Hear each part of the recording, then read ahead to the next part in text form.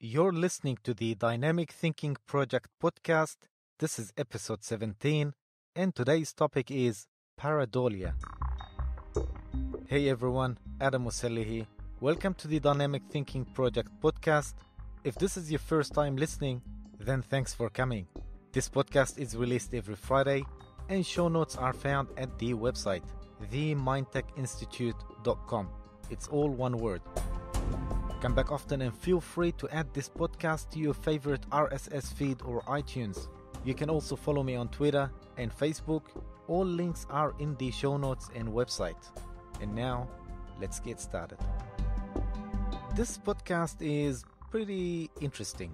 Some people think it's some sort of paranormal or supernatural phenomenon. Some people see it as a religious omen or sign, and others see it as nothing but a psychological phenomenon. And of course, we're talking about pareidolia. I've been asked before during seminars or classes, especially hypnotherapy classes. Students, they asked me, as personally, where do I stand when it comes to pareidolia? Do I pick science, as science is my background? Or do I pick the paranormal because I like the supernatural, the occult studies, or the hidden knowledge studies? My answer is, and as always, for everything, not just about pareidolia, I keep an open mind. You see, one of the worst things researchers do is when they start to believe they got the full answer of something and then they start rejecting other opinions. We got to keep an open mind because even science doesn't know everything that is out there or anything that is everywhere. It's the same as religions and the other mystic schools. So the best thing to do is keep an open mind, and especially if you're a truth seeker, or you'll be just someone who claims to know all, but you're just a deluded, stubborn, close-minded narcissist who loves to only listen to his or her own voice. Now, if you don't know what pareidolia is like when seeing animals in a cloud, or a face in smoke, or other patterns make up a shape or shapes of something you're familiar with. For example, the evil face that appeared in the smoke during the tragic attack on September the 11th, 2001 in New York. And you can clearly see it in images and videos, especially the news footage on the CNN. Also, the Jesus face appeared on a slice of bread and a grilled cheese. And that was, by the way, sold for $28,000 on eBay. And of course, you've got some lines in fruits or vegetables, looks like names of God or people in different languages, not just in English. And there are tons of images and videos can be found on the internet, online, and that's an example of pareidolia. However, the big question is, do those faces or lines really exist? Or they are nothing but someone's imagination or the collective mind influence of others onto us? Well, first of all, let me make something clear here, because some people, they might think there is something wrong with them. There is nothing wrong in being able to see or experience pareidolia. And in fact, it's an ability that we've all must have had since birth. Psychologists say that some of us are more prone to facial pareidolia than others. But the good news is, for those who are prone to seeing faces in a cloud or other pareidolia images or sounds, is not a sign of madness. In fact, it's a sign of a well-wired brain. The word pareidolia is derived from the Greek word para, means something faulty, something wrong, something, as we say, instead of. And the noun eidolon, it means an image from a shape. Now, pareidolia is a type of apophenia, which is more generalized term for patterns in random data. Now, don't get confused between pareidolia and apophenia. They are very similar, but not the same. Briefly, apophenia, for example, when you see numbers all the time, like some specific numbers such as 1111, you could see them on the clock or heard something sounded like a message in a song or music you're listening to. Also, not everything you hear in a song is apophenia, because backmasking or reverse messages in songs does exist. But that's another topic. Maybe we'll do a whole episode about it. But here we're talking about something you heard or something you saw randomly. It's not like recorded all the time. It's something random. Now, I don't want to branch out from the main subject, which is pareidolia, but I know I will get tons of emails now from people who will ask me, yeah, I always see the same number when I look at the clock or microwave or radio in the car or wherever. I always see this number, for example, 555, 1111, or 44, for example, which is technically a classic apophenia. So, is it really a message from the other side, or am I chosen to go to the fifth dimension with those who are seeing it too? Well, the answer is I don't know. I mean, I don't talk to the other side, nor I've been to the fifth dimension yet. So, I don't know. All I know about the apophenia phenomenon is that our body sends 11 million bits per second to the brain for processing. And if you have done the NLP training with us, whether online or in class, you will know that already. Now, our body, our senses, picks up more than 11 million bits of information per second. And they send, our senses, our body, sends to our brain 11 million bits of information per second to process. Yet, the conscious mind seems to be able only to process between 40 to 50 bits per second.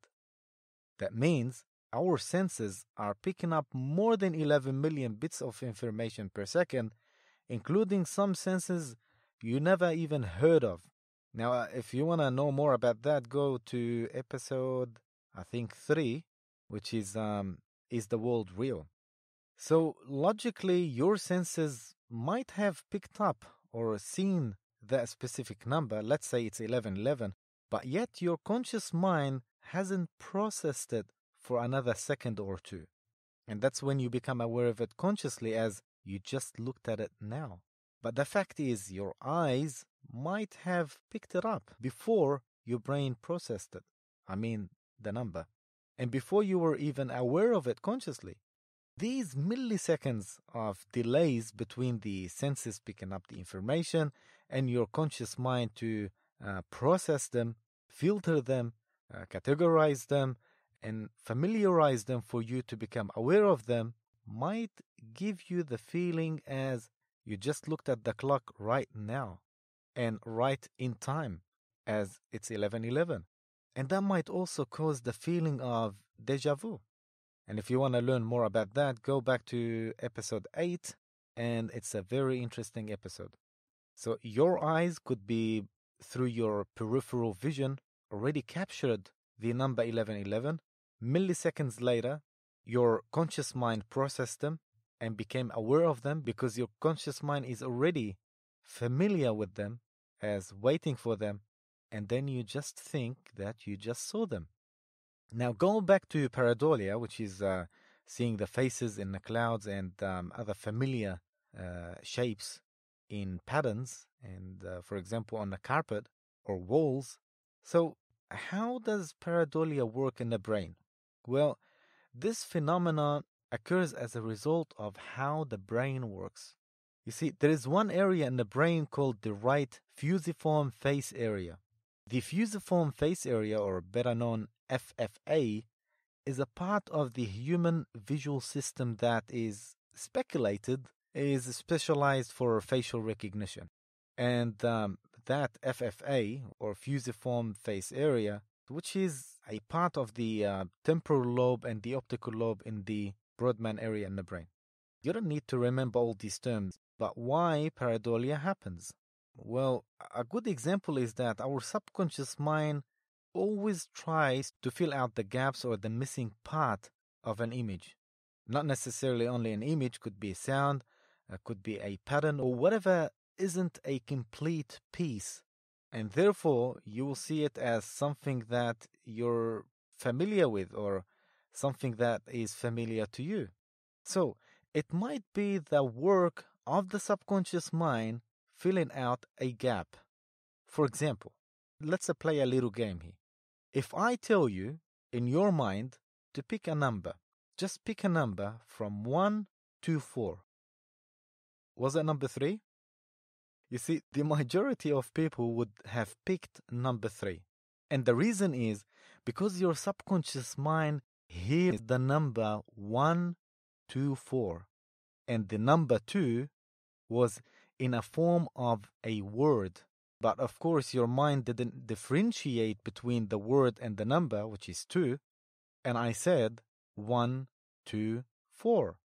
1 to 4. Your mind automatically filled out the gap, which is 3. And that was the missing number. 1 to 4, 3 wasn't there. So you picked it. If you're interested in such mind work, check out our online hypnosis training. It's a very interesting course. Now, there are a number of theories as to cause this phenomena, which is pareidolia.